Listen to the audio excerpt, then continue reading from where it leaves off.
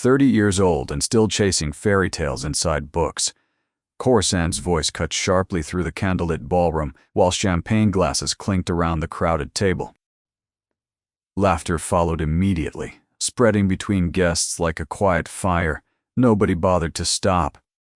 Thessaly Dunmore sat perfectly still near the far end of the dining table, her fingers resting against her untouched wine glass, while heat crept slowly up her neck. She kept her eyes fixed on the tablecloth, tracing the embroidered roses with her gaze as though counting petals could somehow drown out the humiliation settling heavily across her shoulders. Isabeau leaned forward with exaggerated sympathy painted across her face. Perhaps we should gift her another novel for her birthday, since literature seems to be the only companion willing to stay. Several guests laughed uncomfortably. A few looked away. Then Lavara stood from her chair with the confidence of someone who had never once questioned whether she belonged in a room. She crossed the ballroom floor slowly, deliberately, and stopped directly before Thessaly beneath the largest chandelier. "Sister, you have barely spoken all evening. Surely you are not upset." She tilted her head with false warmth before lifting her left hand into the light. A sapphire engagement ring glittered wildly against the candlelight, while gasps rippled across the nearest tables. Renford commissioned it from a jeweler in Paris. But I suppose engagement rings are rather foreign objects to someone who prefers the company of dusty pages over living men. Soft laughter circled the room again. Thessaly forced a gentle smile. "It is beautiful, Lavara, truly." "Do not lose hope entirely," Coruscant added from across the table while swirling her wine lazily. "Perhaps some elderly professor may still find use for a wife who reads too much." The laughter grew louder now. Even guests who looked uncomfortable moments before allowed themselves small smiles, because cruelty wrapped inside humor always found permission inside ballrooms like these. Lord Soren Dunmore slowly rose from the head of the table, lifting his glass toward the golden light above. "Every daughter of this house has fulfilled her duty to the family name." His voice moved across the hall with practiced authority. Then his gaze drifted coldly toward Thessaly. "Almost every daughter." Silence struck the ballroom like a sudden frost. Thessaly felt the weight of every stare pressing against her skin, while shame burned so fiercely behind her ribs that breathing became difficult. She lowered her gaze toward her lap, pressing her trembling hands together beneath the table where nobody could see them shaking.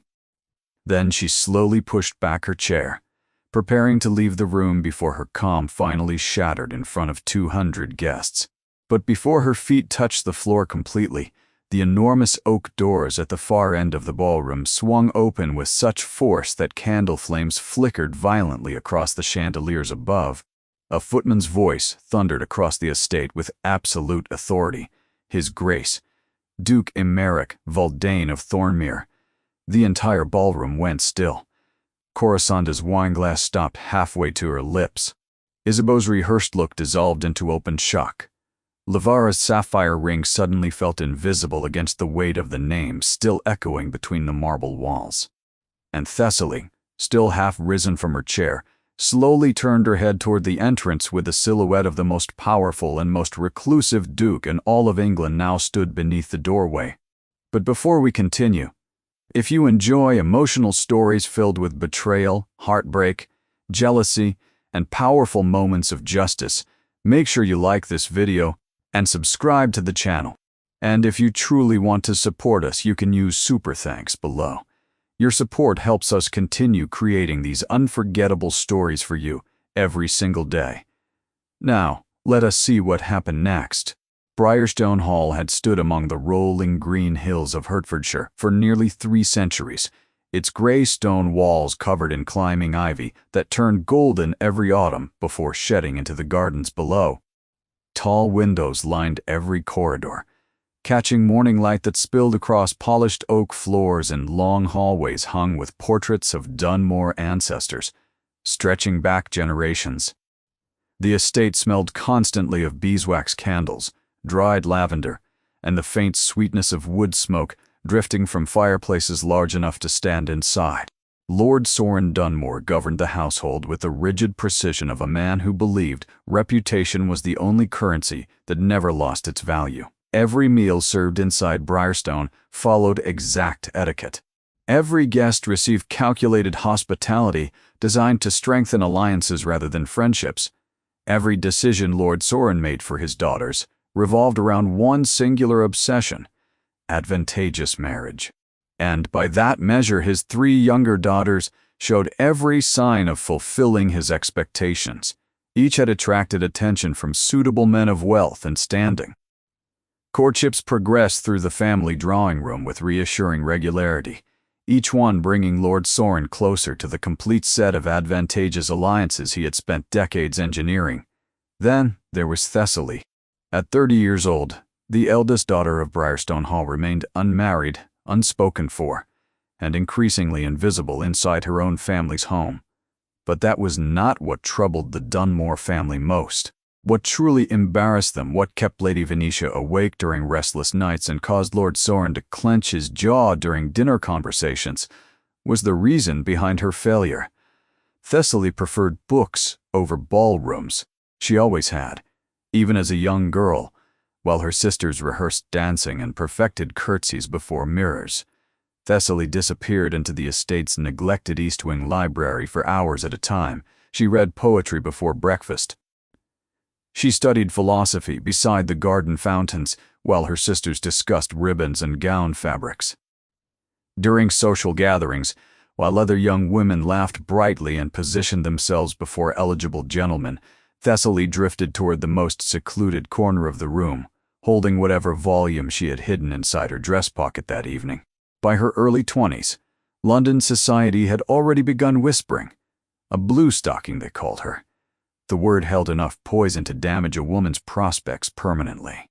Men who might have otherwise found her face lovely or her conversation interesting hesitated the moment they learned she quoted Milton at dinner or debated political reform with the same confidence their own sons brought into university halls. "She is strange," one young viscount confided to his mother after meeting Thessaly briefly at a spring ball. "She asked me whether I'd read Locke. I could not tell whether she was testing me or mocking me." His mother had patted his arm gently. "Some women forget their place, darling. Best to look elsewhere." And elsewhere they always looked. Seasons passed without a single serious courtship. Thessaly watched in silence as each younger sister attracted suitors with polished ease, their laughter bright, their opinions softened on purpose, their intelligence deliberately hidden behind fluttering fans and admiring gazes directed at whichever gentleman stood closest. They understood the rules of the game. Thessaly either could not play it or refused to. Both possibilities infuriated Lord Soren equally. Inside the manor, Thessaly's position eroded gradually, like a stone step worn smooth beneath years of passing feet. She no longer sat beside her father during important dinners. Her opinions were no longer requested during family discussions. When guests arrived, Lady Venetia introduced her 3 younger daughters proudly, before gesturing vaguely toward Thessaly with a tight smile. "And our eldest, of course. She keeps herself rather occupied with her interests." The word interests held enough measured embarrassment to tell any listener exactly what Lady Venetia thought of her daughter's devotion to literature. Servants noticed the shift long before guests did. Place settings moved further from the center of the table during feasts. Thessaly's bedroom was relocated from the bright south wing to a smaller room near the east corridor, closer to the old library than to any of the family quarters. Her clothing allowance shrank, while her sisters received imported silks from Paris and hand-stitched gloves from London's finest shops. Thessaly never complained. She bore the slow erosion of her place inside the family with the same steady calm she applied to everything else, silently, without protest, and always with a book held close against her chest, like a shield nobody else recognized as armor. During Sunday church services, women from neighboring estates whispered as she passed, "Such a waste of a good family name. She could have married well if she had simply behaved like a proper woman."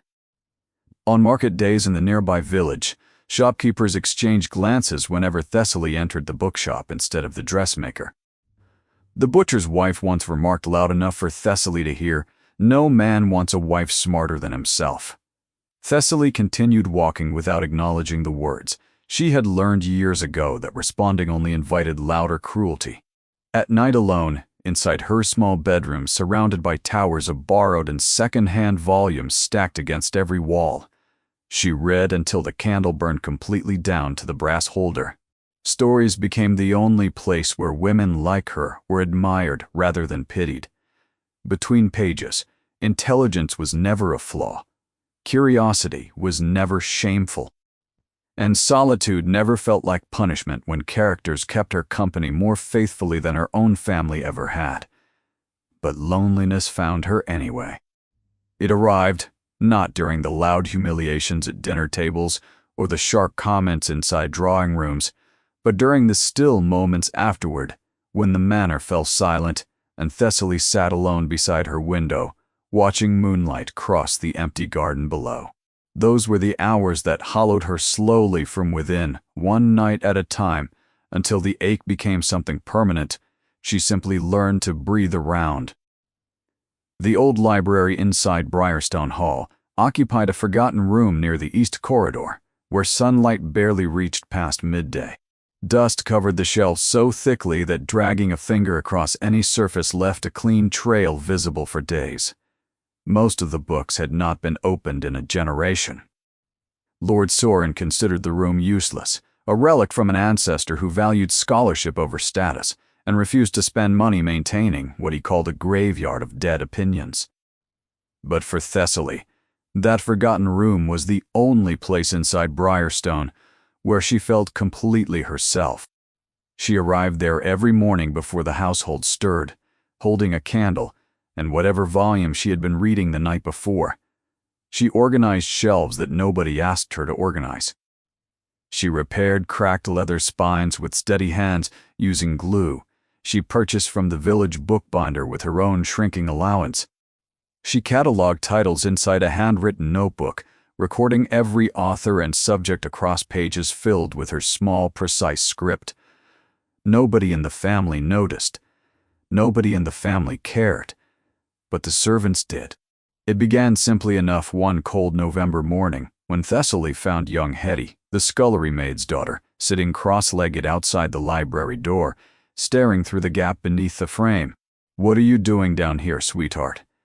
The girl startled and scrambled to her feet, clearly terrified of being caught somewhere she did not belong. "I heard you reading out loud yesterday, miss. Through the door." The girl twisted her apron nervously between small fingers. "I wanted to hear what happened to the girl in the tower." Thessaly studied the child for a long moment. Hetty was perhaps 8 years old, barefoot despite the freezing stone floors, with tangled hair that suggested nobody had time to brush it properly that morning. "Would you like to come inside?" The girl's eyes widened as though she had been offered entrance to a royal palace. From that morning onward, Thessaly began teaching Hetty to read. They met inside the old library 3 mornings every week before dawn. Sitting together on the floor beside the fireplace, Thessaly lit herself because no servant was assigned to maintain a room the family had abandoned. She used a worn copy of Simple Fables at first, guiding the child's finger beneath each word while pronouncing syllables slowly enough for small ears to catch. Within 2 months, Hetty could read short sentences without help. Her pride was so enormous that she could barely contain herself, grinning wildly whenever she completed a full page without stumbling.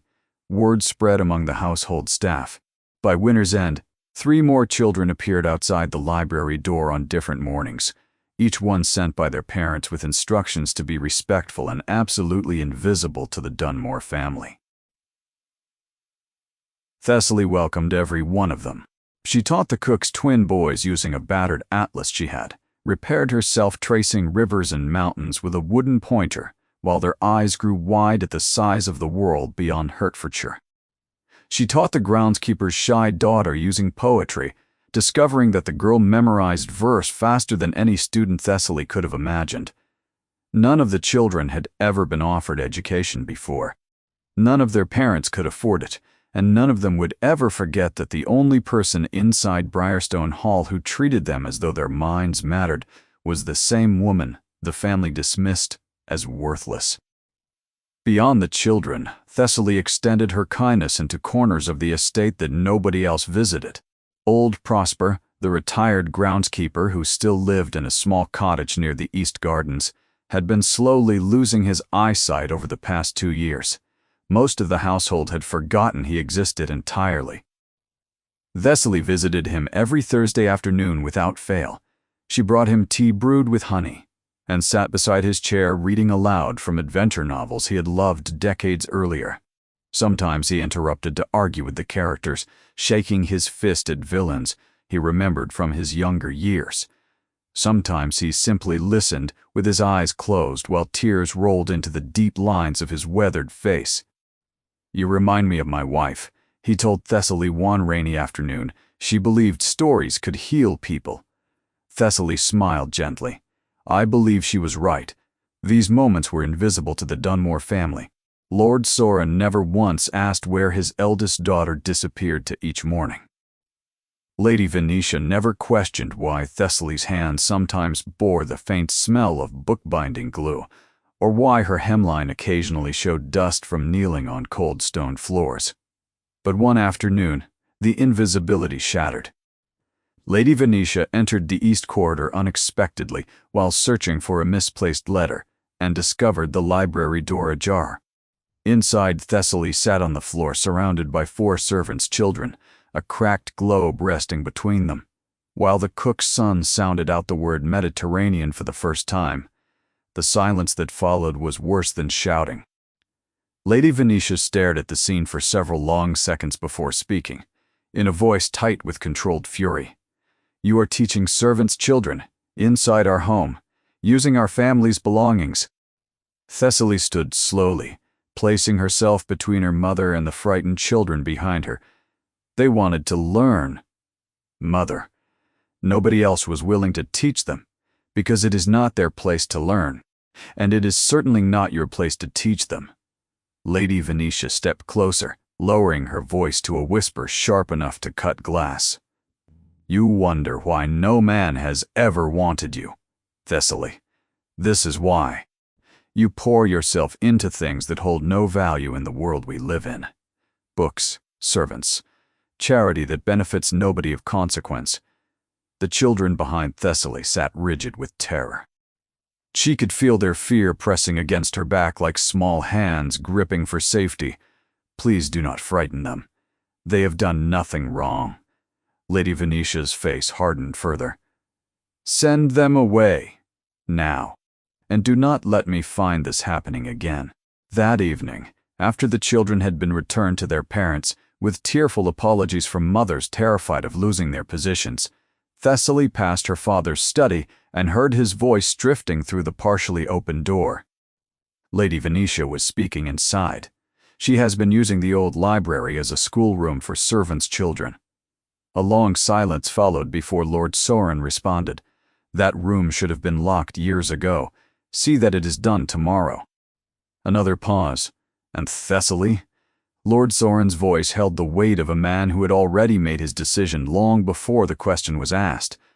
"She is beyond correction, Venetia. Some failures simply cannot be repaired."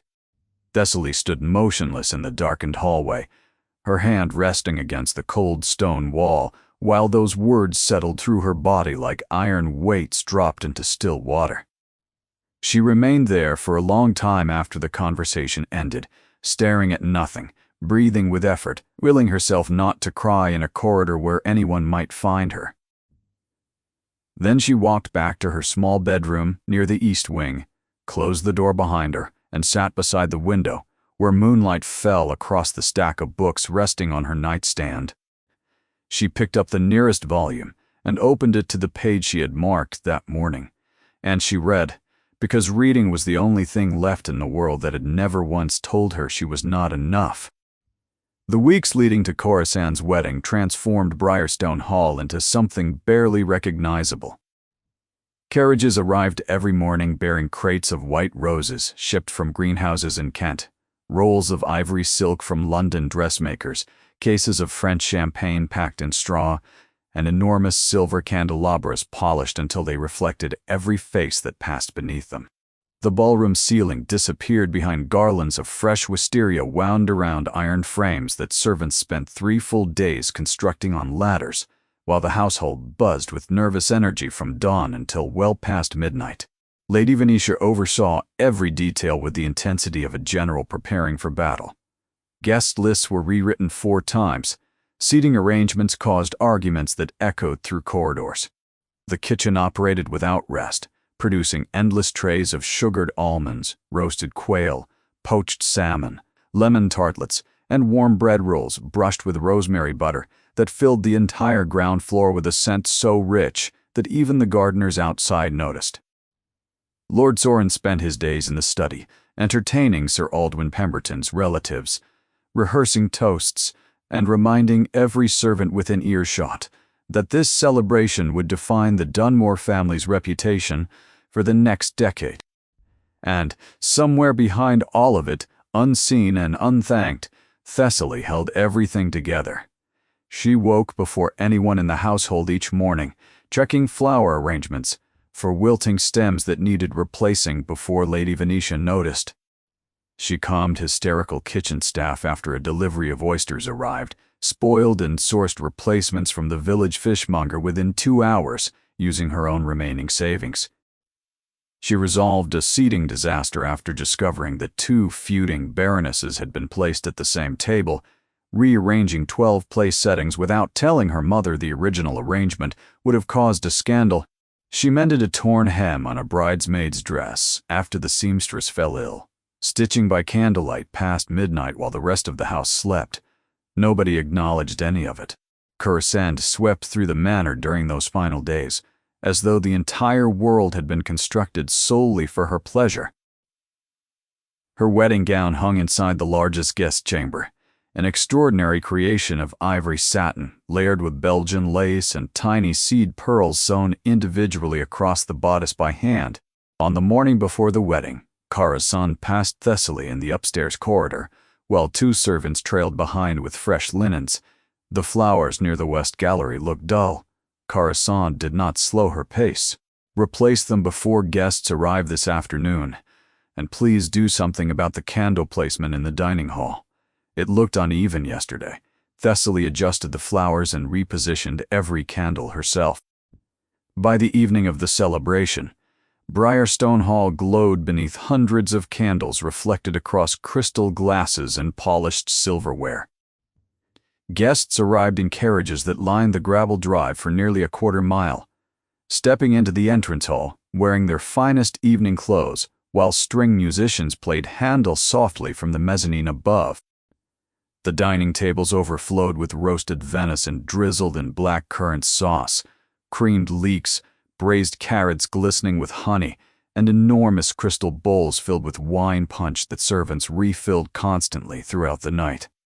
Thessaly stood near the edge of the ballroom in a plain gray dress that Lady Venetia had selected specifically because it would not draw attention.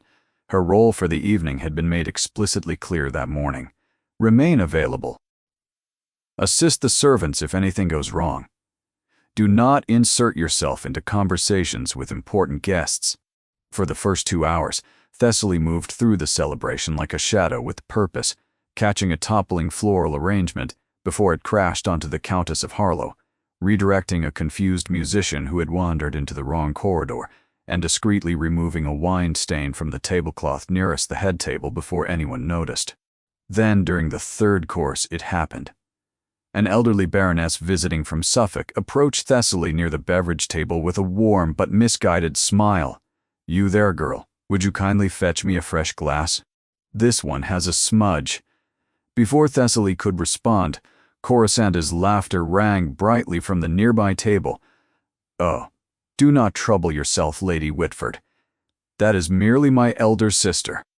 Though, I confess the confusion is entirely understandable this evening." Several guests chuckled. Lady Whitford turned pink with embarrassment, but Corisande continued smiling as though she had delivered nothing more harmful than a playful observation. Isabeau added sweetly from her seat, Thessaly has always been more comfortable among the household staff than among guests. Have you not, sister? Thessaly smiled the well-worn smile she had perfected over years of identical moments. She excused herself and retrieved a fresh glass for the Baroness without correcting anyone. The worst arrived during the toasts. Lord Soren stood proudly at the head of the table, his wine-glass raised beneath the chandelier light, while the room fell respectfully silent.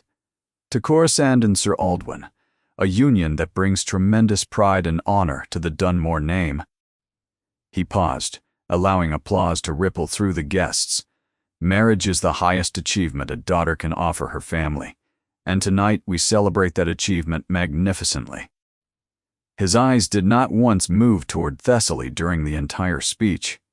She might as well have been one of the candles mounted against the far wall. Present, functional, and entirely beneath notice.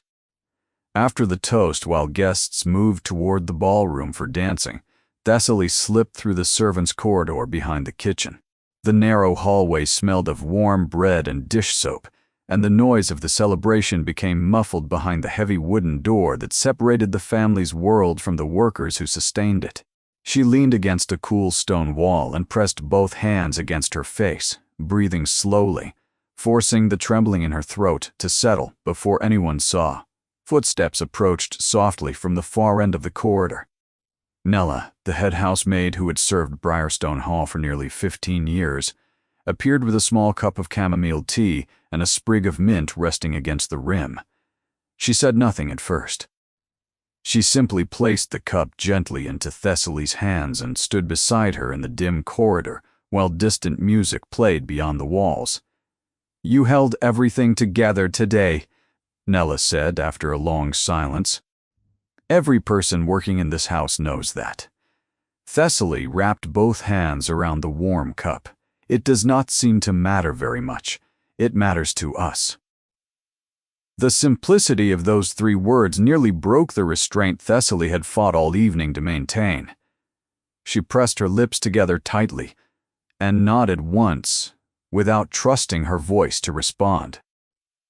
Nella placed a gentle hand briefly against Thessaly's arm before walking back toward the kitchen without another word. Thessaly remained in the corridor alone for several more minutes, holding the cooling tea, listening to the muffled celebration continuing on perfectly without her. Then she straightened her back, smoothed her gray dress, and returned to the ballroom to continue being invisible for the rest of the evening. 3 weeks later, Corisande departed Briarstone Hall inside a decorated carriage bound for Sir Aldwyn's estate in Dorset. Ribbons trailed from the wheels while guests cheered from the front steps, and Lord Soren beamed with satisfaction beside his wife. Thessaly stood near the stone gate at the edge of the drive, apart from the crowd, watching the carriage grow smaller against the winter sky. She did not feel sadness exactly. She felt something heavier and more permanent than sadness. The slow understanding that each sister who left took away another piece of the reason anyone in the family acknowledged she existed at all. And the house she remained inside grew emptier in ways that had nothing to do with the number of people living there. Long before silence became the only language Thessaly understood inside Briarstone Hall, there had been a time when her voice filled rooms without apology. At 22, Thessaly Dunmore moved through the world with an energy that surprised even people who thought they knew her. She debated philosophy with visiting academics over breakfast. She played the fortepiano with such passion during evening gatherings that guests sometimes forgot to applaud because they were too absorbed in listening. She laughed freely beside the garden fountains while reading aloud from novels she loved, performing every character's voice with dramatic flair that made the gardeners stop working just to listen from behind the hedgerows. Her intelligence, which would later become the weapon her family used against her, was once considered charming. At 22, people called her spirited, remarkable, refreshingly unconventional. Men at social gatherings found her fascinating in small doses, though most eventually drifted toward safer women whose conversation required less effort to follow. Thessaly did not mind. She was not searching for admiration. She was searching for someone who understood. Then Corwin Hailstrom arrived at Briarstone Hall during the autumn of 1844, and everything she had been searching for walked through the front door in a leather satchel stuffed with manuscripts. Corwin had come to Hertfordshire as a guest of Professor Calloway, an old academic colleague of Lord Sorin, invited to discuss investments in a new agricultural journal. Corwin served as the professor's research assistant, a position that placed him beneath the Dunmore family's social expectations. He possessed no title. His family owned no land. His income came entirely from tutoring and occasional published essays that earned modest recognition inside university circles, but held no weight whatsoever inside aristocratic drawing rooms. None of that mattered to Thessaly from the moment their first conversation began beside the library fireplace on a rainy Tuesday afternoon. Corwin spoke about books the way most men spoke about conquests, with honest passion and complete sincerity. He had read everything Thessaly had read, and volumes beyond that she had never encountered. He quoted poets she had only heard mentioned in passing. He challenged her opinions respectfully, disagreed with her openly when he believed she was wrong, and listened to her arguments with a kind of focused attention she had never once received from any man inside a ballroom. "You actually think about what you read," he told her one afternoon while they walked beside the estate's small lake, fallen leaves drifting across the dark water around them. "Most people collect books the way they collect furniture, for display. You actually live inside them." Thessaly felt warmth spread across her cheeks. Nobody had ever described her that way before. Nobody had ever made her feel that the quality she had been taught to hide was precisely the quality worth admiring. Their connection deepened rapidly over the following weeks. They exchanged books constantly, leaving volumes on the library windowsill with handwritten notes tucked inside the pages. They spent long afternoons debating whether Shakespeare's tragedies or comedies revealed more truth about human nature, arguments that sometimes lasted through dinner and resumed the following morning over tea. He wore no pretense. When he looked at Thessaly across the breakfast table, his face held nothing except honest admiration for the mind sitting opposite him. For the first time in her life, Thessaly felt chosen, not despite who she was, but because of it. Even Nella noticed the transformation.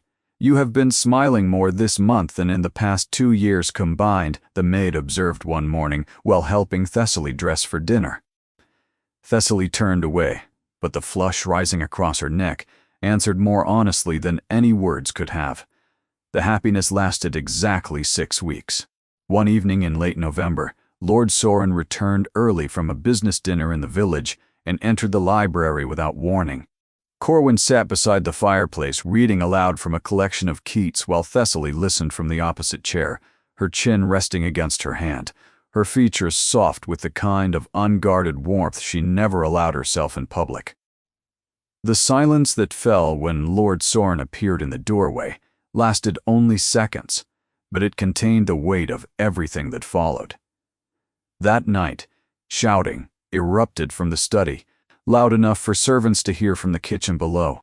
"You approach my daughter, knowing full well you possess nothing. No title, no estate, no standing of any kind." Corwin stood his ground despite the fury directed at him. "I have offered her nothing except honest respect and honest conversation. Honest conversation does not secure a family's legacy," Lord Sorin replied with a coldness that silenced even the fire crackling beside them. "You are a guest in this house because of Professor Calloway's reputation, not because you belong anywhere near my daughter." Thessaly begged to be heard. She stood outside the study door, pleading through the wood until her voice cracked, but Lord Sorin refused to open it. Lady Venetia appeared behind her in the corridor, placing a firm hand on her shoulder. "This is for your protection, Thessaly. A man without means will only bring you suffering. He is the only person who has ever truly seen me, mother." Lady Venetia's face did not change. "Then you are more foolish than I feared." Corwin was ordered to leave Briarstone before sunrise the following morning. Thessaly found him waiting beside the garden gate in the gray half-light before dawn, his leather satchel slung across his shoulder while frost clung to the iron railings around him. His breath formed small clouds in the freezing air as he turned toward her with eyes that held more pain than anger. "I will come back for you." His voice was steady despite the tremor in his hands. "I will find a position. I will earn enough to satisfy even your father's expectations. And I will return."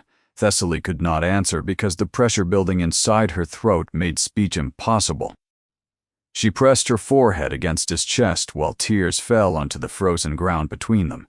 The carriage took him away before the sun fully rose above the hills.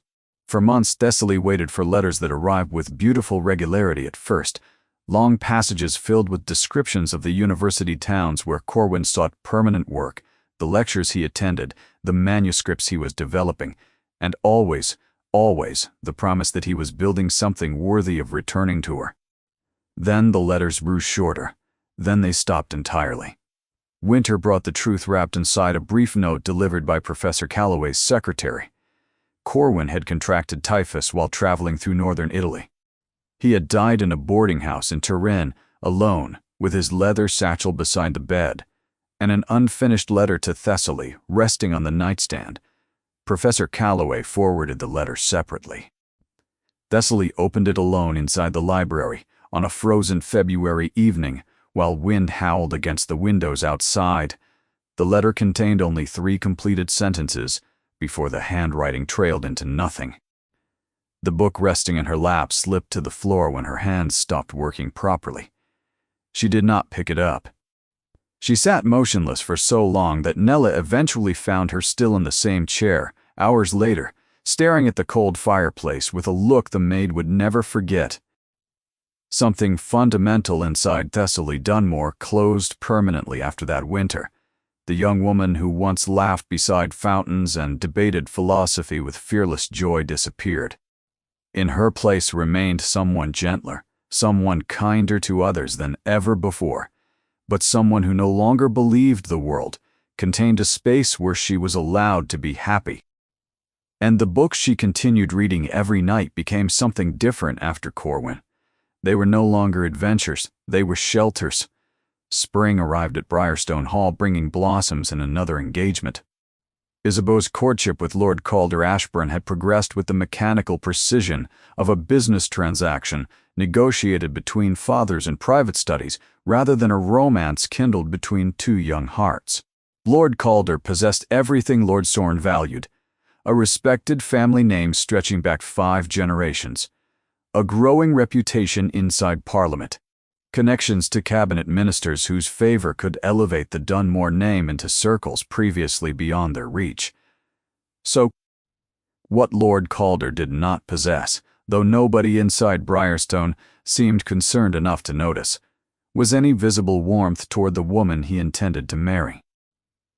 During his visits to the estate, Lord Calder spent the majority of his time inside Lord Sorn's study discussing tariff reform and colonial trade policy.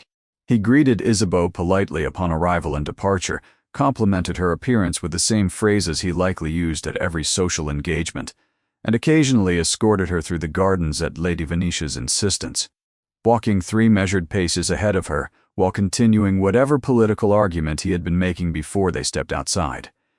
Isabeau performed her role beautifully. She smiled when expected. She laughed at remarks that were not funny.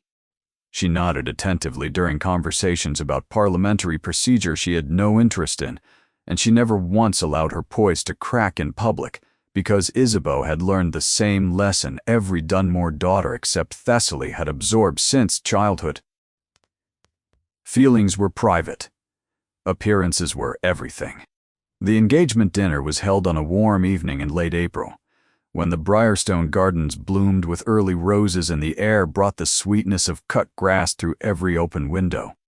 Guests arrived wearing lighter fabrics than the winter celebrations had required, and the atmosphere felt purposefully relaxed, though the choreography behind every detail revealed Lady Venetia's controlling hand as firmly as ever.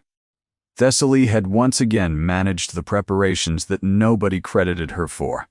She coordinated deliveries of spring flowers from 3 separate nurseries after the first shipment arrived, damaged. She reorganized the dining layout after Lord Soren decided the previous arrangement did not sufficiently emphasize Isabeau's position at the table. She spent an afternoon on her knees beside the terrace, scrubbing a wine stain out of the pale stone before guests arrived. During the dinner itself, Thessaly sat at the far end of the table beside an elderly uncle who spent the majority of the meal sleeping with his chin resting against his chest. She ate in silence, spoke when addressed, and watched the candlelight play across crystal glasses while conversation flowed warmly around her without ever quite reaching her. Then, between courses, Isabeau turned toward Thessaly with a look arranged into something resembling tender concern. "Thessaly, you must tell us what you have been reading lately." Isabeau's voice held the sweetness of someone who already knew exactly where the conversation was heading. "I hear you have been spending even more time than usual inside that dusty old library." Several guests looked toward Thessaly with polite curiosity. "I have been reading a collection of essays on natural philosophy," Thessaly answered with care. They discussed the relationship between observation and understanding in rather fascinating ways. A brief silence followed. The kind of silence that falls when someone has said something perfectly reasonable, but entirely wrong for the room they are standing in. Lord Calder raised an eyebrow from his position beside Isabeau. "Natural philosophy. How unusual for a woman of your station." The comment was delivered without malice, but landed with the weight of a judgment wrapped inside casual observation. Isabeau smiled softly. "My sister has always preferred the company of ideas over the company of people. It is rather endearing in its own way." The word endearing bore enough shaped condescension to make 2 nearby women exchange glances behind their wine glasses. Corisande, visiting from Dorset for the occasion, added from across the table, "Perhaps we should introduce Thessaly to the university professors at Sir Aldwyn's club. She may finally find gentlemen willing to discuss books instead of marriage." Soft laughter circled the room. Thessaly held herself with well-trained stillness, though beneath the table her hands pressed together hard enough that her knuckles whitened against each other. She smiled the way she always smiled during these moments, gently, briefly, without allowing anyone to see what the smile was actually holding back. Later that evening, while guests moved into the drawing room for music and conversation, Thessaly stepped onto the terrace alone. The night air cooled her flushed skin, while stars appeared slowly above the dark tree line beyond the gardens. She stood with both hands resting against the stone railing, breathing deeply enough to loosen the tightness wound around her ribs. From inside she could hear Lord Calder's voice moving through the open doors, discussing railway investments with 2 other gentlemen while Isabeau sat nearby, beautiful and silent, smiling at a conversation that had nothing to do with her. And something cold settled inside Thessaly's stomach, not jealousy. She did not envy Isabeau's engagement. What she felt was something more exhausting than envy. It was the slow realization that her family would celebrate any match, no matter how hollow, as long as it bore a respectable name, and they would condemn any woman, no matter how extraordinary, who failed to secure one. As she turned to go back inside, she heard Isabeau's voice drifting through the drawing room window, speaking to Corisande in a tone clearly not intended for other ears. "Do you think Lord Calder truly cares for me? Or does he simply find our family's connections useful?" Corisande's reply was immediate and dismissive. "It does not matter, Isabeau. Caring is a luxury. Security is the point." Silence followed. Thessaly walked back inside without acknowledging what she had overheard, but the words stayed with her long after the candles were extinguished and the guests departed into the warm spring night. Security is the point. She wondered, lying awake in her small bedroom that evening, whether her sisters truly believed that, or whether they simply repeated it often enough that the difference between belief and surrender had disappeared. The final and most devastating humiliation arrived wrapped inside Lavera's engagement celebration, an event so extravagant that even Lord Soren privately questioned whether the expense was justified before Lady Venetia reminded him sharply that Renford Havisham's family expected nothing less than spectacle. Preparations consumed Briarstone Hall for nearly 3 weeks. Workers arrived daily bearing imported orchids from Holland, crates of crystal stemware engraved with the Dunmore family crest, rolls of cream-colored damask for the ballroom walls, and an enormous gilded mirror purchased from an auction house in Mayfair, specifically to hang behind the head table so that Lavara could admire her own reflection throughout the evening. The kitchens operated without pause.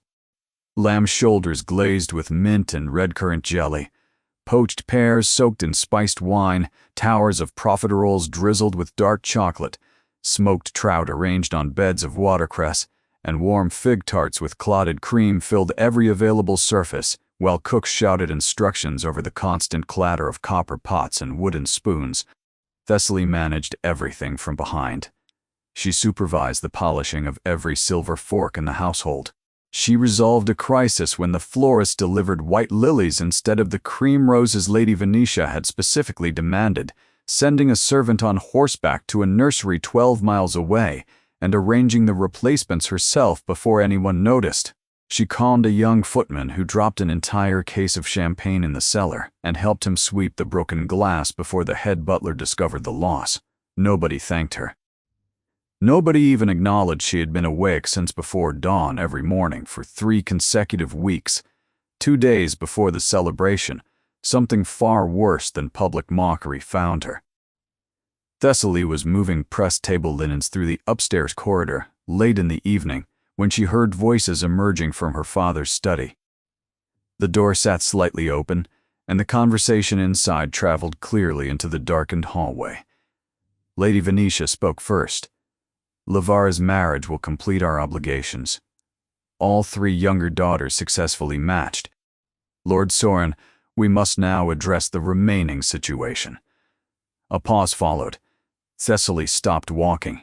"But, I have written to my sister in Shropshire," Lord Soren replied, with the tone of a man discussing the relocation of furniture rather than the exile of his own child. "Aunt Elspeth has agreed to receive Thessaly permanently after the celebration. The estate is remote enough that her presence there will attract no further gossip." Lady Venetia's voice held neither cruelty nor compassion, simply the flat practicality of someone solving an inconvenient problem. "It is the kindest option.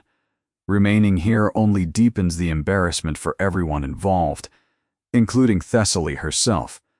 Lord Soren agreed with a heavy exhale. "She will be told after the guests depart." The linen slipped from Thessaly's arms and crumpled onto the corridor floor. She stood motionless in the darkness, unable to move, unable to breathe properly, while the understanding of what she had just heard settled through her body like freezing water, filling a hollow vessel from the inside. They were not merely ignoring her anymore. They were removing her entirely, erasing the inconvenience of her existence from the family home, as though she were a stain on the wallpaper that guests had begun to notice. She retrieved the linens mechanically, brought them to the correct room, and closed the door behind her before pressing both hands flat against the wall to steady herself. Her reflection stared back at her from the darkened window glass. A woman of 30 years, standing alone in a corridor of her own family's home, learning she was no longer welcome inside it.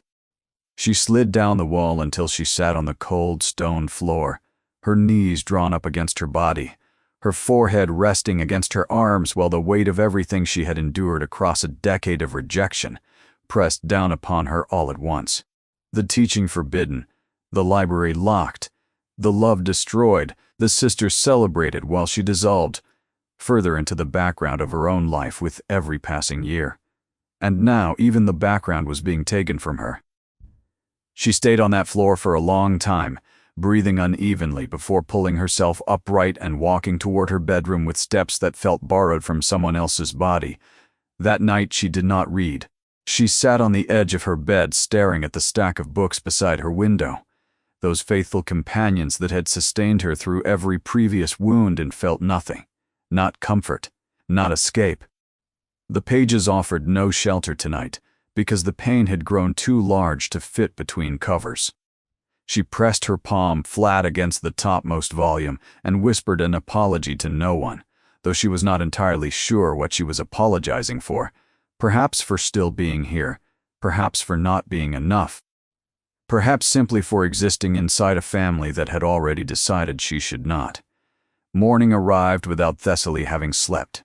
She dressed mechanically, pinned her hair without looking in the mirror, and descended to the kitchens to resume preparations for a celebration that would mark the final chapter of her time inside Briarstone Hall. Not a single person in the household knew she had already been sentenced to exile. She worked through the final 2 days with the eerie calm of someone who had already left a place emotionally and was merely waiting for her body to follow. The night of the celebration arrived beneath heavy clouds and intermittent rain that rattled against the ballroom windows. Between gusts of wind, guests filled Briarstone Hall with the usual atmosphere of wealth and performance, their jewels competing with the candlelight above, while conversation and laughter built steadily toward the crescendo of the evening. Then came the moment Thessaly had endured variations of so many times before, yet never quite like this. Corsand's voice rang across the table. 30 years old and still chasing fairy tales inside books. The laughter spread. Isabeau added her rehearsed sympathy. Lavara displayed her sapphire ring with theatrical cruelty. Lord Soren delivered his toast praising every daughter except the eldest, then paused long enough for the silence to become its own weapon before acknowledging the exception with a coldness that made several guests look away uncomfortably. Thessaly felt the walls of the ballroom pressing inward. Every laugh, every whispered comment, every averted gaze accumulated against her until the pressure became physically unbearable. She gripped the edge of the table beneath the cloth, willing herself to remain seated for just a few more minutes, long enough to leave without creating a scene that would give her family another reason to be ashamed of her. She pushed back her chair slowly, and then the doors opened. His Grace, Duke Emeric Valdane of Thornmere. The name struck the ballroom like a thunderclap. Every conversation dissolved instantly. Corisand's wine glass stopped against her lips. Isabeau's calculated poise faltered visibly. Lavira's sapphire ring suddenly seemed to shrink on her finger while the shadow of the most powerful duke in England fell across the threshold of Briarstone Hall. And Thessaly, still half standing from her chair, felt the entire room shift around her in ways she could not yet understand.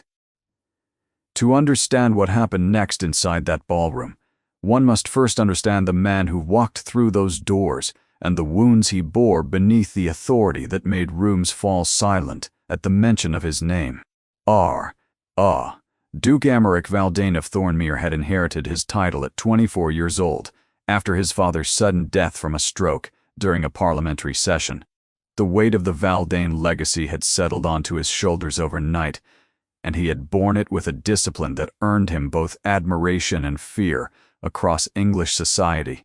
Thornmere Estate stretched across the northern coastline of Yorkshire, encompassing forest, farmland, a private harbor, and a mansion so vast that servants joked it took a full morning just to walk from the east wing to the west. The Valdane family controlled shipping interests that connected England to trading ports across 3 continents. Their wealth was not merely inherited. Emeric had expanded it ruthlessly through strategic investments in railways, textile manufacturing, and overseas exports that multiplied the family fortune several times over within a single decade. Politicians courted his endorsement. Bankers sought his partnerships. Noble families treated an invitation to Thornmere as a mark of distinction equivalent to royal favor. Yet the man behind the reputation lived inside a silence so heavy that even his own household felt its weight. Thornmere Estate, for all its grandeur, felt closer to a cathedral than a home. Dark oak corridors stretched endlessly beneath vaulted ceilings. Fireplaces tall enough to stand inside, burned constantly, but never seemed to warm the rooms they occupied. Portraits of Valdane ancestors lined the walls with faces that seemed to watch every person who passed beneath them. Emmerich spent most evenings alone inside his private study on the second floor, a room overlooking the black cliffs where the sea crashed endlessly against the rocks below. Ledgers, shipping, manifest, and political correspondence covered every surface, while untouched cups of tea gathered beside unopened invitations to balls, dinners, and royal receptions that arrived weekly from across the country. He attended almost none of them. The isolation had not always defined him. 5 years earlier, London society had celebrated the courtship between Duke Emmerich Valdane and Lady Rosabelle Fenwick as the most anticipated union of the decade. Rosabelle possessed the rare combination of striking beauty and apparent intellect that made her irresistible to a man like Emmerich, who had grown bored with women whose conversation extended no further than fashion and weather. She discussed literature with surprising depth during their first meeting at a London dinner party. She quoted historians and debated philosophical ideas with enough confidence to hold Emmerich's attention long past the point where most social conversations expired into pleasantries. She even requested access to the Thornmere Library during her first visit to the estate, spending hours examining rare volumes with what appeared to be fascination. Emmerich believed he had found something real. He gifted her a first-edition collection of Renaissance poetry that had belonged to his grandmother. He funded the restoration of her family's crumbling country house. He spoke openly before society about their future together, allowing himself for the first time since his father's death to imagine Thornmere filled with warmth instead of silence. The betrayal arrived not gradually, but all at once, like a floor collapsing beneath a room that had appeared perfectly solid. Letters discovered inside Rosabelle's writing desk during a visit to her London townhouse revealed a secret courtship with Lord Harlan Driscoll that had continued throughout the entire time she had been with Emmerich. The letters were devastating not merely because they confirmed the deception, but because they revealed Rosabelle's true feelings about Emmerich himself. In one letter, she described studying philosophy books overnight, specifically to impress him during their next meeting. In another, she confessed that the Thornmere Library bored her immensely, but that maintaining the appearance of intellectual depth was essential to securing the Duke's devotion. The final letter contained a sentence that burned itself permanently into Emmerich's memory. He values cleverness above beauty, which makes him surprisingly easy to manipulate. One simply tells him what he wishes to hear. The public humiliation that followed was merciless. London drawing rooms buzzed with the scandal for months. Newspapers published thinly disguised accounts of the betrayal, while gentlemen exchanged knowing remarks at their clubs about the powerful Duke, outwitted by a beautiful woman playing a role. What wounded Emmerich most was not the betrayal of affection, it was the betrayal of authenticity. He had believed Rosabelle shared something real with him, a life of the mind that existed beyond status and appearance. Discovering that even her intellect had been manufactured specifically to exploit what she identified as his weakness, destroyed something inside him that had nothing to do with romance. It destroyed his ability to trust that anything anyone showed him was real. After the separation, women continued pursuing him relentlessly. At every social gathering he reluctantly attended, ambitious mothers positioned their daughters in his path. Young noble women performed fascination with books and philosophy so transparently that Emmerich sometimes felt physically ill watching the rehearsed enthusiasm in their eyes. They had all heard what Rosabelle knew. The Duke valued intellect. So they pretended to possess it, confirming his growing conviction that honest connection did not exist inside the world he occupied. He withdrew almost completely. One winter evening, Dowager Duchess Margessa Valdane entered her son's study with a bowl of beef broth and warm bread, after learning he had missed supper for the third consecutive night. "You are becoming a ghost inside your own home, Emmerich." He continued reviewing shipping documents without looking up. "I am managing an estate. You are hiding from the world and calling it responsibility." Emmerich said nothing. Margessa set the tray beside the fire and studied her son with the worried patience of a mother who understood that pushing too hard would only deepen his retreat. "Not every person who enters your life will be wearing a mask," she said gently. Emeric finally looked toward the rain-streaked windows overlooking the sea. "The difficulty, Mother, is that the masks have become indistinguishable from the faces beneath them." Margessa left the study bearing a sadness she did not allow her son to see. More than anything in the world, she feared Emeric would spend the remainder of his life sealed inside Thornmere's cold walls, surrounded by wealth and influence and silence, trusting nothing and no one, until the loneliness consumed whatever remained of the man he had once been. Weeks later, a formal invitation arrived from Lord Soren Dunmore requesting Emeric's attendance at an engagement celebration for his youngest daughter at Briarstone Hall in Hertfordshire. Under ordinary circumstances, Emeric would have added it to the growing pile of ignored correspondence on his desk. But Lord Soren held significant influence among several industrial investors, whose cooperation was essential to an expansion Emeric was negotiating for the Valdane shipping network. Refusing the invitation entirely risked creating unnecessary friction at a delicate moment. Emeric stared at the embossed card for a long time before setting it aside. Haddon, his longtime valet, noticed the invitation resting apart from the rejected pile later that evening. "Shall I prepare travel arrangements, Your Grace?" Emeric revealed nothing in his demeanor. For one evening. Nothing more.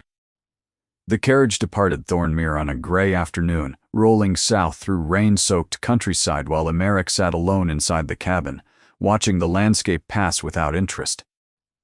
He expected nothing from the evening ahead except tedious conversation, transparent flattery, and the familiar performance of aristocratic society pretending warmth while calculating advantage.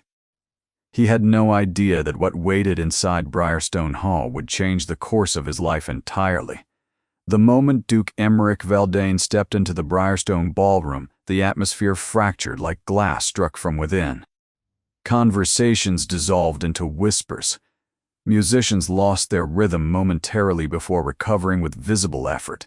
Women across the room adjusted their posture instinctively, straightening shoulders and smoothing fabric with the unconscious urgency of people suddenly aware they were being observed by someone whose judgment held real consequences. Mothers reacted fastest. Within seconds, daughters were being repositioned across the ballroom floor like chess pieces, along the most likely path the Duke might walk. Fans fluttered open to conceal frantic whispered instructions. Lord Soren crossed the ballroom personally to greet Emeric, his hand extended with an enthusiasm he had not displayed for any previous guest that evening.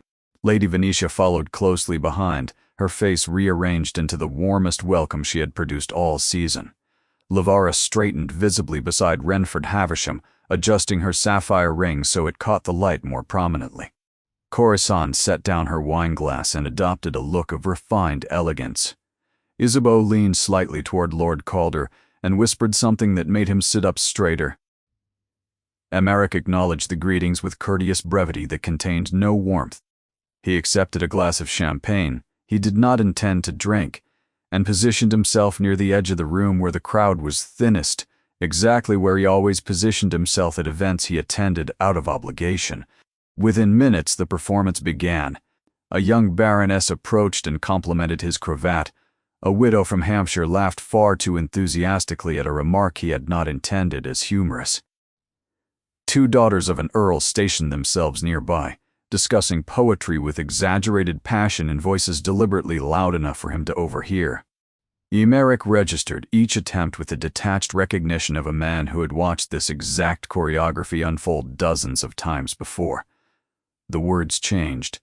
The faces changed. The strategy never did. He was preparing to calculate the minimum acceptable duration before departing without offending Lord Soren when a commotion near the far wall caught his attention. An elderly servant hauling a heavy silver tray of champagne glasses had stumbled near the musician's platform. The tray tilted violently, sending glasses cascading across the marble floor in an explosion of crystal and pale liquid that splashed across the shoes of several nearby guests. The reaction was immediate. Women stepped backward, with sharp looks of annoyance. A gentleman muttered something unkind. The elderly servant, a man well past 60 with thinning white hair, dropped to his knees and began gathering broken glass with panicked desperation, while his face burned with humiliation. Nobody helped him. Then movement appeared from somewhere near the back of the ballroom. A woman in a plain gray dress crossed the floor without hesitation, knelt beside the elderly man, and gently took his shaking hands away from the shattered glass before he cut himself further. "Please stop. You will hurt yourself. Let me help." Her voice held a softness that did not match the sharp atmosphere surrounding them. She removed a handkerchief from her sleeve and wrapped it gently around the old man's scraped palm. Then she spoke to him at close range, words only he could hear, until the panic drained slowly from his face and his breathing steadied. Emmerich watched from across the room without moving. He watched her help the old man to his feet. He watched her signal discreetly to another servant to bring a replacement tray. He watched her squeeze the old man's shoulder briefly before stepping back into the crowd, as though nothing unusual had happened. And he noticed something that tightened unexpectedly behind his ribs. She was the same woman who had been sitting at the far end of the dinner table earlier that evening. The one whose family had mocked openly while 200 guests watched. For the next hour, Emmerich found himself observing her with an attention he had not directed toward another person in years.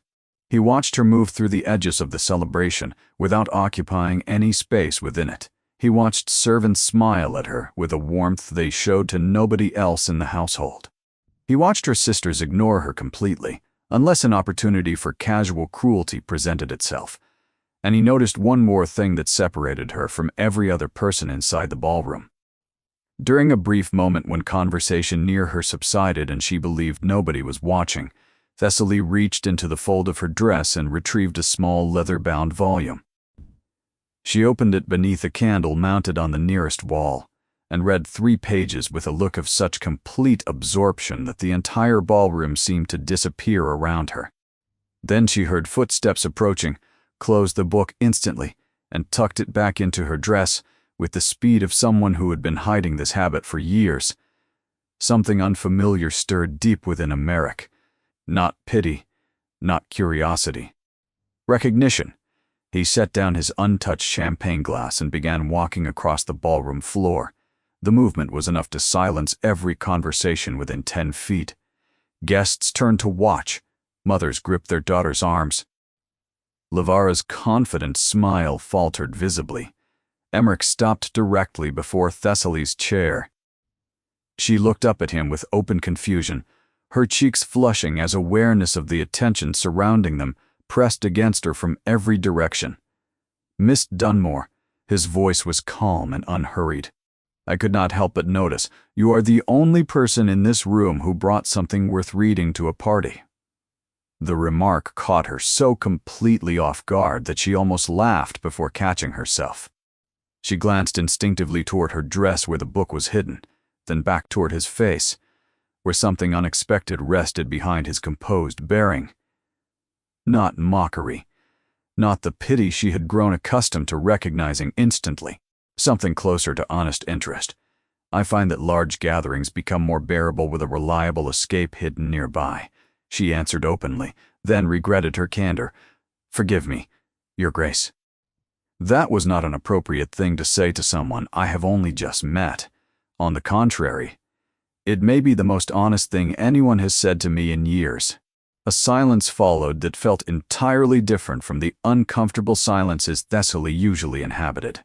This one held warmth instead of judgment. "Would you honor me with a dance, Miss Dunmore?" The question detonated across the ballroom. Every head within sight turned toward them. Corsaine's wineglass stopped moving entirely. Isabeau's poise cracked visibly. Lavara looked at Renford Havisham as though seeking confirmation that what she was witnessing was actually happening. Thessaly's fingers trembled as she placed her hand into his.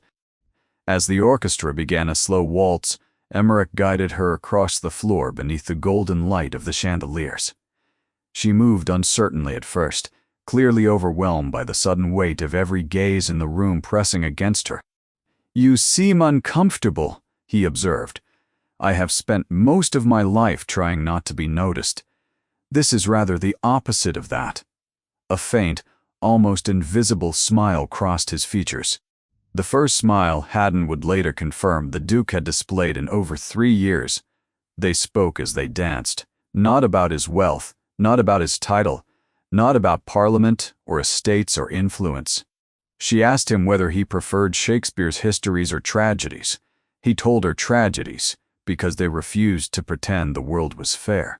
She told him she disagreed that the comedies were braver because they insisted on joy, despite evidence to the contrary.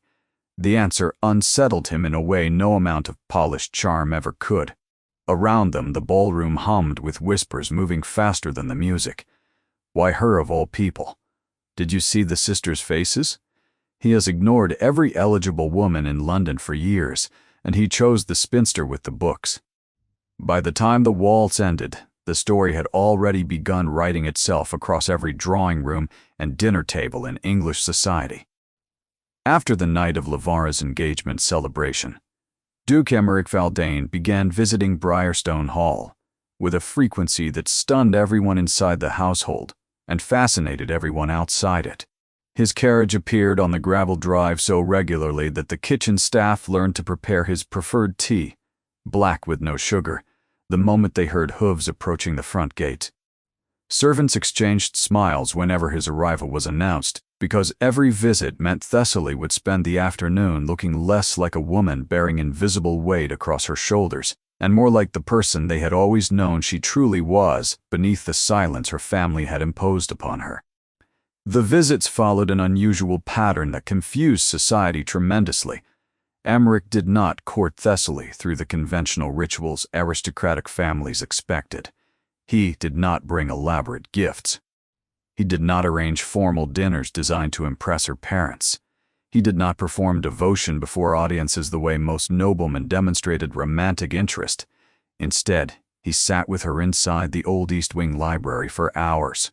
They read together in a silence that somehow communicated more than most people's conversations. They debated authors with an intensity that occasionally startled servants passing in the corridor. He brought her books she had never encountered, rare editions from the Thornmere collection, and she returned them with handwritten notes tucked inside the pages, observations so perceptive that Emeric sometimes read them 3 times before responding. For the first time since Corwin Hailstrom disappeared from her life, Thessaly felt a dangerous, exhilarating warmth of being truly known by another person. Inside the manor, the shift in family dynamics was immediate and disorienting. Lord Sorin abandoned all discussion of exiling Thessaly to Shropshire without acknowledging the plan had ever existed. He suddenly invited her to sit beside important guests during dinners. He introduced her before visitors with a pride so recently manufactured that it practically smelled of fresh paint. Lady Venetia transformed even more dramatically. Expensive gowns arrived from London in colors Thessaly had never been permitted to wear before. Deep blue velvet trimmed with silver thread, pale gold silk embroidered with delicate ivory flowers, lace gloves that cost more than Thessaly's entire previous wardrobe combined. "You must present yourself properly," Lady Venetia insisted one afternoon, while adjusting a pearl necklace around Thessaly's throat. A dupe notices refinement. Thessaly studied her mother's face in the mirror, searching for some trace of real affection beneath the sudden attentiveness. She found only calculation dressed in maternal concern. The sisters noticed everything. And the jealousy that had been simmering beneath their composed surfaces since the night of the dance finally erupted into something far more dangerous. Coruscant arrived from Dorset for an extended visit, ostensibly to support the family but transparently to observe the situation firsthand. Her own marriage had deteriorated significantly. Sir Aldwyn Pemberton had grown reckless with money and had begun disappearing for days at a time, returning with gambling losses and a temper that worsened with each absence. Isabeau's marriage to Lord Calder Ashburn had proven as cold and transactional as the courtship that preceded it. Lord Calder required her presence at functions, but never her opinion, her companionship, or her feelings. Avara's marriage to Renford Havisham revealed its true nature within months of the wedding. Renford controlled every aspect of her daily life. He selected her clothing, approved her social calendar, monitored her correspondence, and questioned any friendship he deemed unnecessary.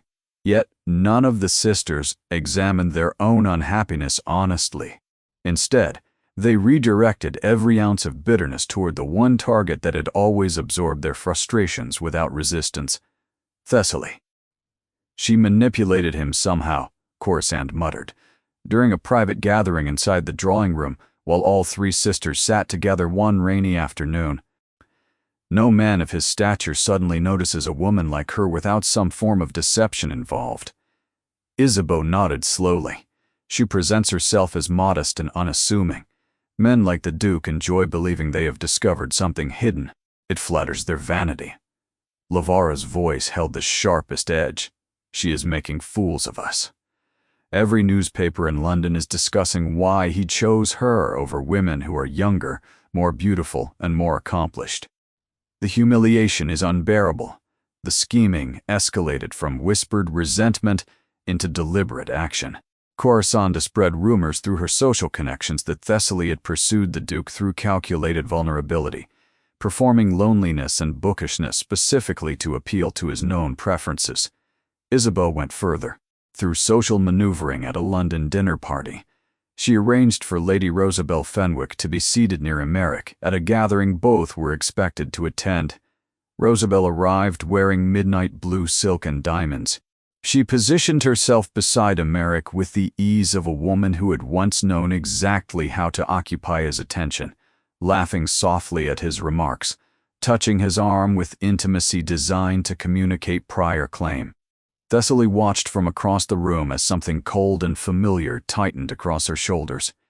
The old fear returned with nauseating speed. The certainty that she was temporary, that someone more beautiful, more polished, more suited to his world would eventually remind him how far beneath his station she truly was. Then Rosabelle leaned closer to Emmerich and murmured something only he could hear. "You were more alive before you became so guarded, Emmerich. I remember the man you used to be." Emmerich's face did not change, but his voice held a precision that cut through her performance like a blade through silk. "The man I used to be trusted people who rehearsed their sincerity. I have since corrected that habit." Rosabelle's smile collapsed. She recovered within seconds, but the damage was visible to everyone watching, including Thessaly, whose relief nearly overwhelmed her. The decisive confrontation arrived 2 weeks later.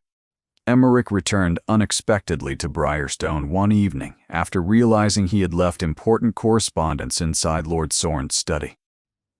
Walking through the dimly lit corridor toward the study, he heard voices traveling through the drawing room door, which sat partially open. Corisande spoke first. "She is embarrassing this family more thoroughly unmarried than she would have done living in Shropshire," Isabeau added, with measured cruelty. "The Duke will lose interest soon enough. Men of his position always do. And when he does, she will have nothing, not even the dignity of having been forgotten." Lavara laughed. "Perhaps she can comfort herself with her precious books." All three sisters laughed together. Emmerich pushed the door open without hesitation. The laughter stopped as though severed by a blade. Three faces turned toward him as the full weight of his presence filled the doorway. "Tell me," he said calmly, his voice holding the authority of a man who had commanded boardrooms and parliamentary committees and never once needed to raise his voice to silence a room. "Which of your husbands has earned your devotion through character rather than convenient arrangement?" Nobody answered.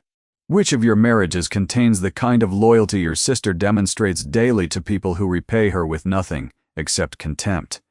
The silence in the room was absolute. Emmerich looked at each sister individually before speaking again. "Thessaly Dunmore possesses more courage, more integrity, and more intelligence than anyone I have encountered inside this household or any other in England. And the fact that her own family cannot see it speaks far more poorly of you than it ever has of her." He turned and left before anyone could respond. That night, long after the rest of Briarstone had fallen silent, Emmerich found Thessaly sitting alone in the darkened garden beside the stone fountain, her arms wrapped around herself against the cold, tears running down her face.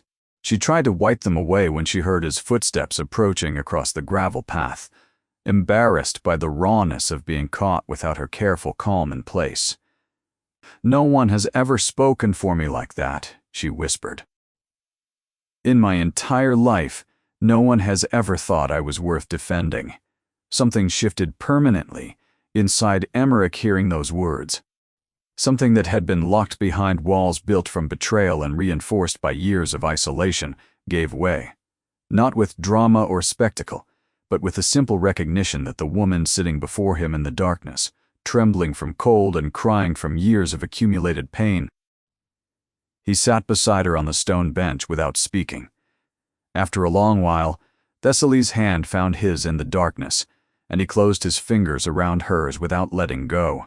Later that night, alone inside his carriage rolling northward through the empty countryside, Emmerich reached into his coat pocket and retrieved a folded architectural drawing he had commissioned 3 weeks earlier from the finest builder in Yorkshire. The design showed a grand library, 2 stories of floor-to-ceiling shelves, reading alcoves beside tall windows overlooking the sea, a scholar's study with a private fireplace, space for thousands of volumes arranged across rooms filled with natural light, and across the top of the drawing, in lettering he had specified himself, a name: the Thessaly. The Kensington reception was the most prestigious social gathering of the spring season, held inside a grand hall whose painted ceilings depicted scenes from classical mythology, while crystal chandeliers descended from heights so enormous that the candle flames above appeared like distant constellations. Long banquet tables, stretched beneath golden light, laden with venison and juniper sauce, seared duck, lobster tails glistening with drawn butter, towers of meringue, and delicate champagne sorbets served between courses in silver dishes. Every significant family in English society had received invitations. Attendance was not merely expected. It was a declaration of relevance. Thessaly Dunmore had never felt more certain she did not belong. Lady Venetia had dressed her meticulously in pale silver silk that caught the candlelight with every movement, and a string of freshwater pearls rested against her throat. Yet standing inside the entrance hall, surrounded by women whose beauty and confidence appeared effortless, every insecurity Thessaly had accumulated across 30 years of rejection surged forward simultaneously. She was too old, too strange, too devoted to things that held no currency in the world surrounding her. Her sisters noticed her discomfort from across the room and exchanged glances that communicated satisfaction without requiring words. Corazanne tilted her chin slightly toward Isabeau. "He has not arrived yet." Lavara adjusted her gloves with deliberate calm. "Perhaps tonight she will finally understand that fairy tales belong inside the books she loves so dearly. Not inside ballrooms." All 3 sisters held the same hope behind their arranged faces, that Emmerich would see Thessaly beside younger, more beautiful women and recognize the mistake before it became permanent. Across the hall, Lady Rosabelle Fenwick entered wearing deep crimson velvet that hugged her figure beneath a cascade of diamonds resting against her collarbone like frozen firelight. Conversation shifted toward her immediately, as it always did, and she moved through the crowd with the unhurried confidence of a woman who had never once questioned whether she belonged anywhere she chose to stand. The announcement came 40 minutes into the evening. His Grace, Duke Emmerich Valdane of Thormere. The reaction was instantaneous. Women straightened, fans opened, mothers gripped their daughters' arms with renewed urgency. Even men adjusted their posture, because the Duke's presence commanded a gravity that transcended the usual social maneuvering. Emmerich entered the hall wearing formal black evening clothes, his bearing composed and authoritative. His gaze moved briefly across the room, registering the familiar choreography of ambitious smiles and strategic positioning with the detached awareness of someone who had long since stopped being affected by any of it. Women approached immediately. A countess complimented his contribution to a parliamentary debate. A baroness mentioned a mutual acquaintance in a transparent attempt to establish connection. Rosabelle positioned herself along his probable path. Emmerich acknowledged each person with courteous brevity and continued moving. Thessaly stood near the far edge of the ballroom holding a crystal glass she had not raised to her lips once, watching the scene unfold with the resigned awareness of someone who had already accepted that the evening would end the way every evening before it had ended. With her standing alone while the world celebrated everything she was not, then she noticed movement through the crowd. Emmerich had changed direction. He was walking with unhurried purpose across the ballroom floor, and in his hand rested a small velvet box. The music softened as though the musicians themselves sensed the shift in atmosphere. Whispers erupted across the nearest tables. Women straightened in anticipation. Rosabelle's confidence flickered almost imperceptibly as she calculated the trajectory of his path. He walked past her without a glance. He continued past every titled beauty, every ambitious daughter, every positioned woman who had spent the evening preparing for exactly this possibility. Then he stopped directly before Thessaly. The ballroom fell into complete silence. Thessaly stared at him, unable to process what was happening while hundreds of eyes fixed upon her beneath the enormous chandeliers above. Her heart struck so violently against her ribs that she was certain he could hear it. Emmerich held her gaze steadily before speaking in a voice that traveled clearly across the silent hall. "Miss Thessaly Dunmore, I have spent years inside rooms filled with people who valued appearance above substance and performance above truth. Nobody moved. Nobody breathed." He opened the velvet box slowly. Inside rested a ring unlike anything the ballroom had ever seen. Not an enormous diamond designed to impress through size alone, but an elegant sapphire surrounded by tiny seed pearls set in gold, a ring that whispered rather than shouted, beautiful because of its refinement rather than its spectacle. But before he offered the ring, he spoke again, and the words that followed silenced the ballroom more completely than any gesture ever could. "I did not come here tonight only to offer you a ring." He reached into his coat and produced a folded document, which he opened and held before her. "I have built something for you, Thessaly, because you taught me that the truest form of love is not possession, it is recognition, seeing someone for who they actually are, and ensuring the world sees them too." The document was an architectural rendering. Even from several feet away, the detail was unmistakable. A magnificent library. 2 stories of shelving, visible through tall arched windows overlooking the sea. Reading alcoves bathed in natural light. A scholar's private study beside a stone fireplace. And written in elegant script across the entrance, in the drawing, the name, the Thessaly. A broken sound escaped her throat before she could stop it. Emmerich's voice continued, meant for her, even though every person in the room heard every word. "You were mocked for loving books. You were punished for valuing knowledge. You were told that the qualities that make you extraordinary were the reasons you would never be wanted." Tears spilled openly down Thessaly's face. Her hands rose to cover her mouth, while her entire body trembled with the force of emotions that had been sealed behind restraint for longer than she could remember. "But those qualities are exactly why I want you. Not despite who you are, Thessaly.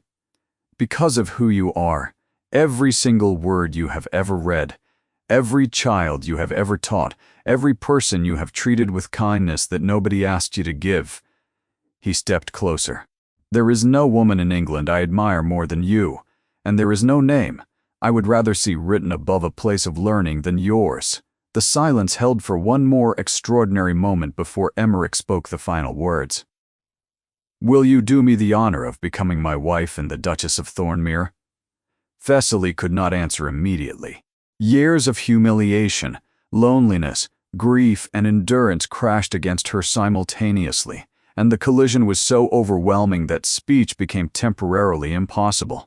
Tears streamed down her face while her body shook with sobs she could no longer contain. Then she nodded. "Yes." The word emerged as barely more than a whisper. "Yes." Applause erupted across the ballroom with a force that rattled the crystal glasses on the nearest tables. Gasps, murmurs, and open exclamations of astonishment swept through the crowd like a wave breaking against a shore.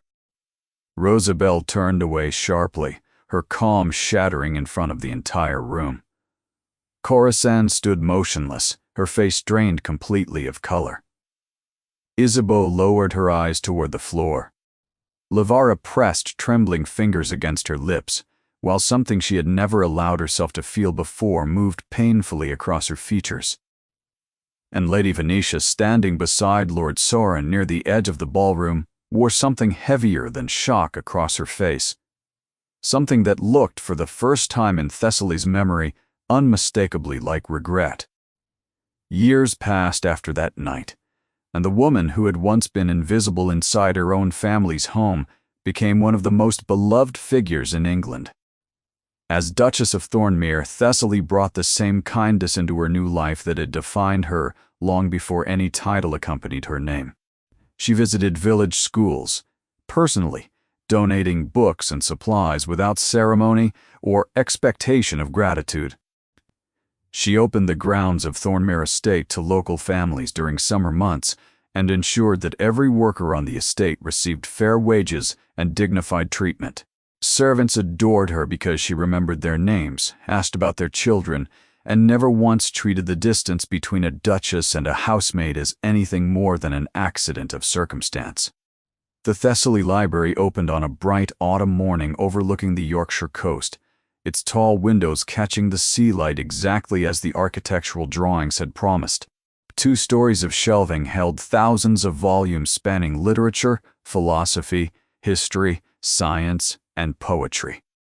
Reading alcoves lined the upper gallery, each one furnished with cushioned chairs and small writing desks, positioned beside windows that framed the horizon like paintings composed by nature itself. But the library was not reserved for aristocratic visitors or wealthy scholars. Thessaly insisted from the beginning that its doors remain open to anyone who wished to enter. Farm workers' children sat beside the daughters of gentlemen reading the same books from the same shelves without distinction. Servants borrowed volumes freely. Elderly villagers who had never held a bound book in their lives spent entire afternoons inside the reading rooms, while Thessaly herself occasionally appeared among the shelves, recommending titles to anyone who asked, and several who did not. People across the county admired her not because she held the title of Duchess, but because her goodness required no audience. It existed independently of status, reward, or recognition, exactly as it always had. Meanwhile, her sisters' constructed lives collapsed with the slow inevitability of structures built on foundations that were never sound. Sir Aldwyn Pemberton's gambling debts finally overwhelmed Corisande's household. Creditors seized the estate itself, forcing Corisande into a small rented house in Bath, while Sir Aldwyn disappeared abroad with another woman. Lord Calder Ashburn's political career imploded after a public scandal involving financial impropriety. Isabeau, who had sacrificed every personal desire to serve as decoration for a husband who never valued her, found herself stranded inside a loveless marriage attached to a disgraced name. Quote, Renford Haversham's controlling nature intensified until even London society, which ordinarily tolerated considerable cruelty behind closed doors, began whispering about the unhappiness visible behind Lavara's diminishing smiles. One winter afternoon, 3 familiar carriages arrived outside Thornmere Estate, bearing women who looked considerably older than their years. Their gowns, once the finest in every room they entered, showed signs of wear that maintenance could no longer disguise. Their faces wore exhaustion where confidence had once lived. Thessaly received them inside the drawing room beside a fire that warmed the entire space, while snow drifted gently past the tall windows behind her. None of her sisters could meet her eyes easily. Corisande studied the carpet. Isabeau held her teacup without drinking. Lavara sat perfectly still with her hands folded in her lap, looking smaller than Thessaly had ever seen her. The silence lasted a long time. Then Thessaly poured tea for each of them, asked whether they had eaten that morning, and when none of them answered, instructed the kitchen to prepare a meal. She did not lecture them. She did not remind them of every cruelty they had delivered across years of mockery and exclusion. She did not display the satisfaction that any lesser person might have felt, watching the very people who had dismissed her arrive at her door, seeking the warmth they had once denied her. She simply loved them, the way she had always loved, without condition and without expectation of anything in return. Because in the end, the greatest victory was never revenge. It was never proving anyone wrong. It was becoming proof that the qualities the world dismisses most carelessly, a love of learning, a gentle heart, the stubborn dignity of remaining kind after years of cruelty, are the very qualities that endure long after beauty fades, status crumbles, and the laughter of ballrooms falls permanently silent. And England eventually learned what the Dunmore family discovered too late. That real worth was never measured by the ring on a woman's finger or the title attached to her name.